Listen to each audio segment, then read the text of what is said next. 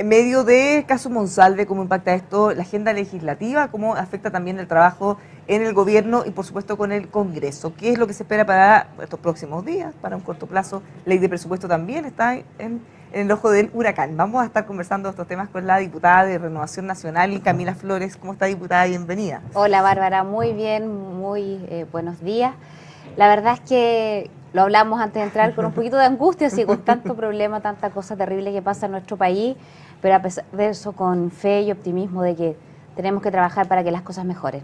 Bueno, en temas políticos, primero caso Monsalve, salpica la moneda, cada ciertos días se vuelve a poner el foco. Se ha conocido la declaración del presidente Gabriel Boric, algunos acusan algunas inconsistencias respecto a lo que él dijo en su larga conferencia de prensa hace una semana o un par de semanas. ¿Qué le parece? ¿Cuánto afecta eso o no? Algunos incluso plantean que pueden haber infracciones, ley de probidad, entre otras cosas. Bueno, primero partir diciendo que me parece increíble que ni siquiera el presidente de la República, cualquiera este sea, se salve de las filtraciones del Ministerio Público. O sea, que se filtre una declaración de un presidente de la República, claro, en esta oportunidad le tocó a Gabriel Boric, pero pudo haber sido cualquiera, me parece increíble, me parece grave que esto sea así.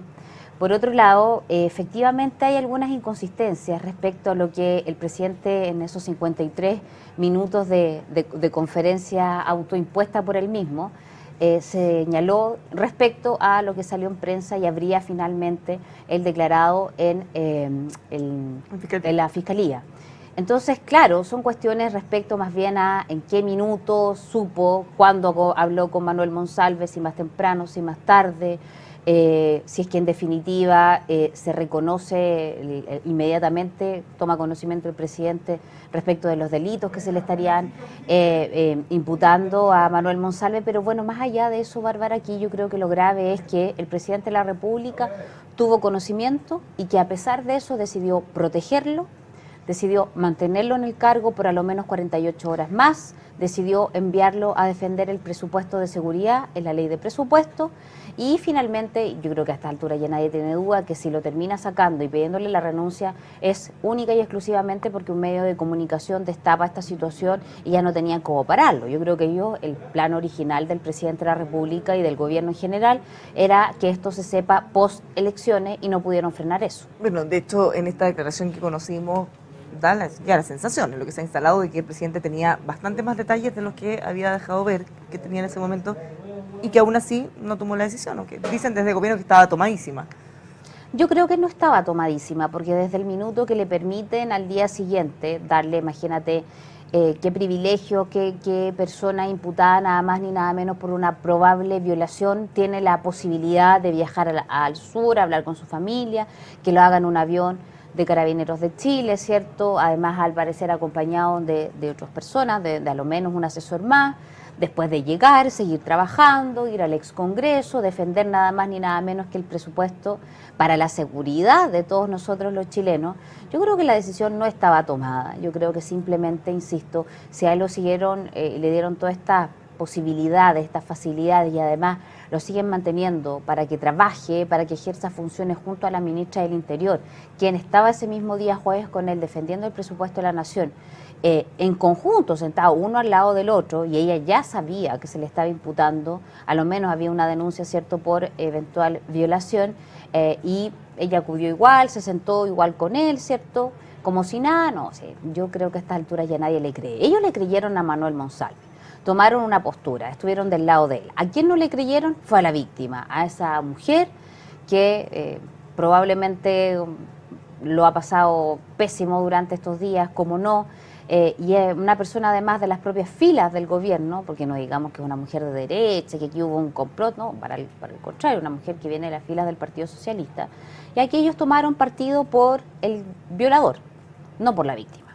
Eso le ha generado también algún costo político, ¿usted cree, respecto a las posturas que ellos han tenido, a la forma como ellos han reaccionado y dicen que se debería reaccionar frente a casos como este? O sea, sin duda con esto ha quedado de manifiesto la hipocresía y el doble estándar que tiene un gobierno que se autodefinió apenas parte y en campaña así también lo hicieron como feminista.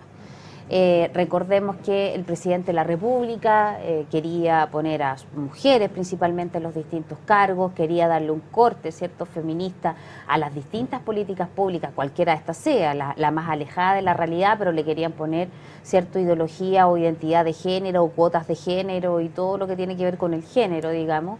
Y lo que terminó ocurriendo, Bárbara, es que cuando tuvieron que asumir, cuando les llega a ellos esta situación grave, que hasta el minuto no saben cómo poder controlar, lo que hacen es abandonar a la víctima. Hasta ahí quedó el feminismo. Ahí quedó la sororidad, ahí quedó, ¿cierto?, el amiga yo te creo, que le decía las feministas, te recordarás tú, para el estallido delictual del 18 de octubre. Y en definitiva, cuando las feministas cantaban a nuestros carabineros, el violador eres tú, no, eso no es así, pues el violador lo tenían en las mismas filas del propio gobierno. Y esta es una cuestión, parece que aqueja a toda la ultraizquierda, no solamente en Chile, sino que también pasa en Argentina, también pasa en España, con Íñigo Errejón, que es uno de los iniciadores y uno de los líderes del Frente Amplio, ¿cierto?, en términos internacionales.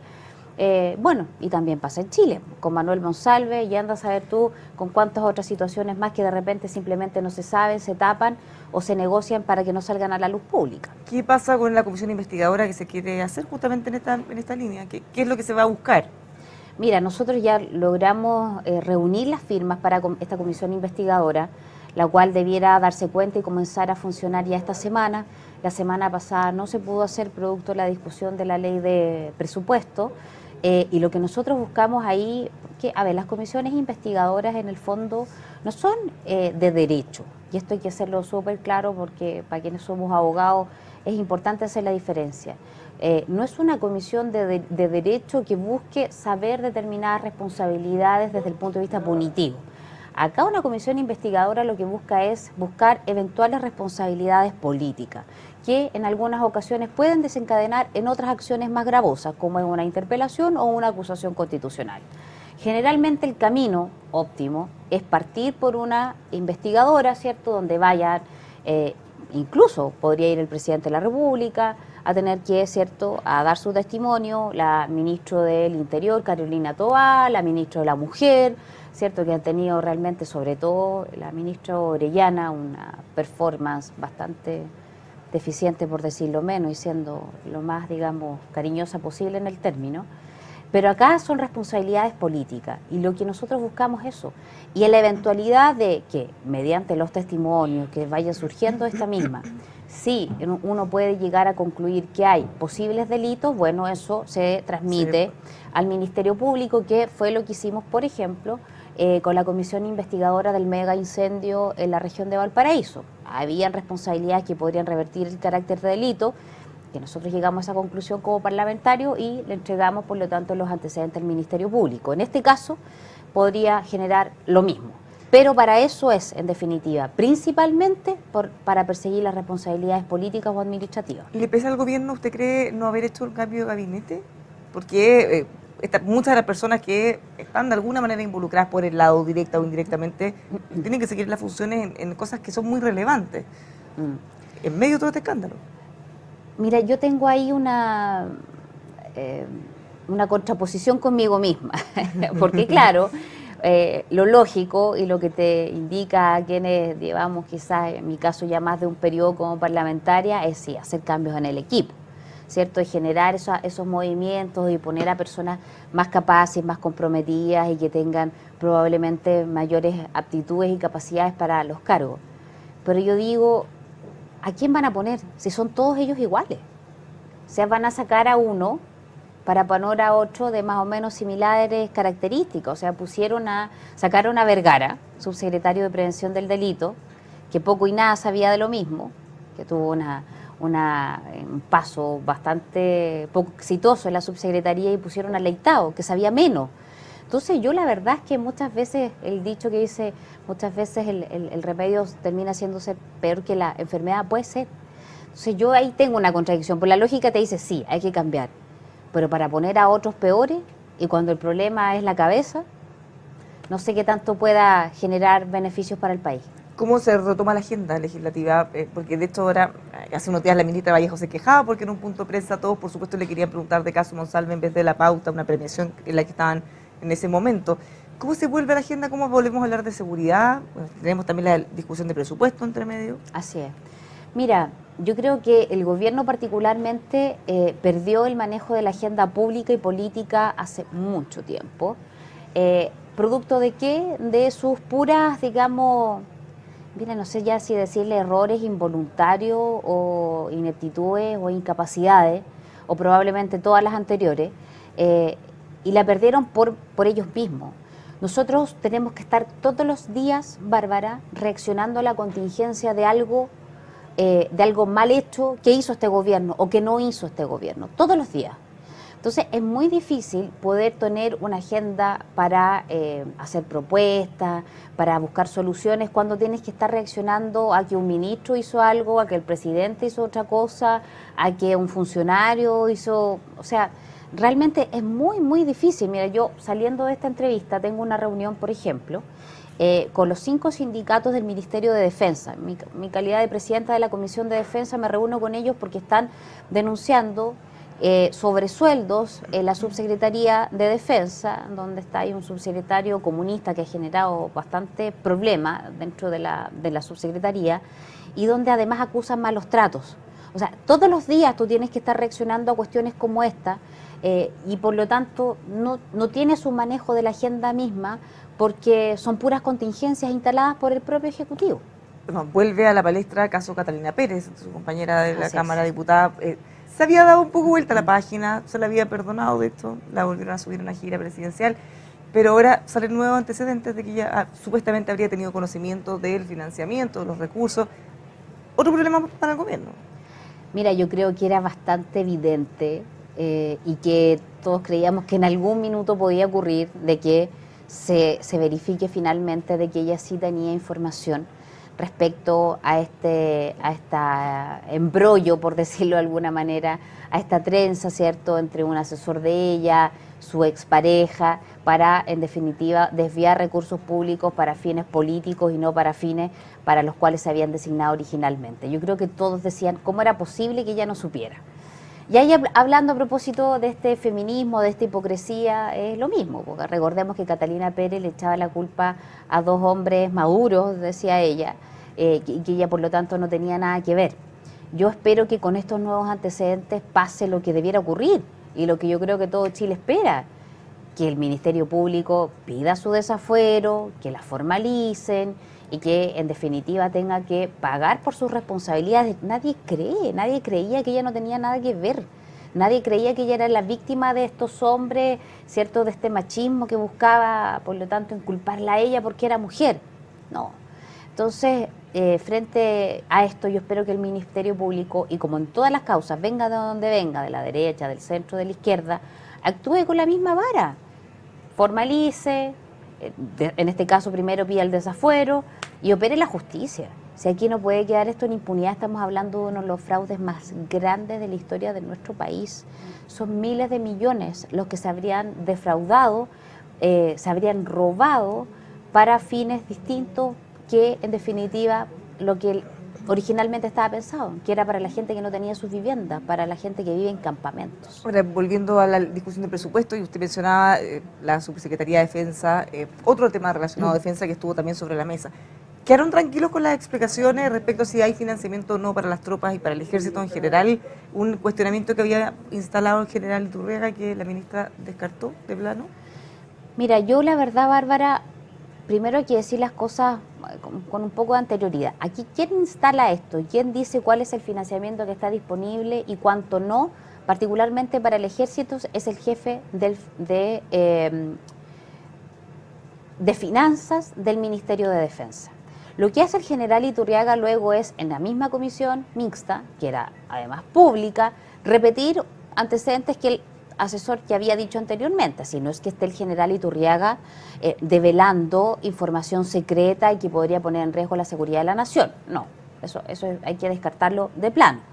Si ellos no querían que se sepa, no tendrían que haberlo dicho, o si querían que se sepa, pidan que sea secreta. Y por lo tanto, decir que estamos tranquilos nunca. Uno nunca puede estar tranquilo con la cantidad de recursos o el presupuesto que hay en materia de defensa, porque tú tienes a Argentina, a Perú, ambos países invirtiendo platas que no tienen, porque ambos países tienen más o menos, pero problemas económicos, y invirtiendo en materia de defensa, comprando flota bélica con, digamos, distintas, ya sea por cielo, mar o tierra, pero haciéndose de armamento.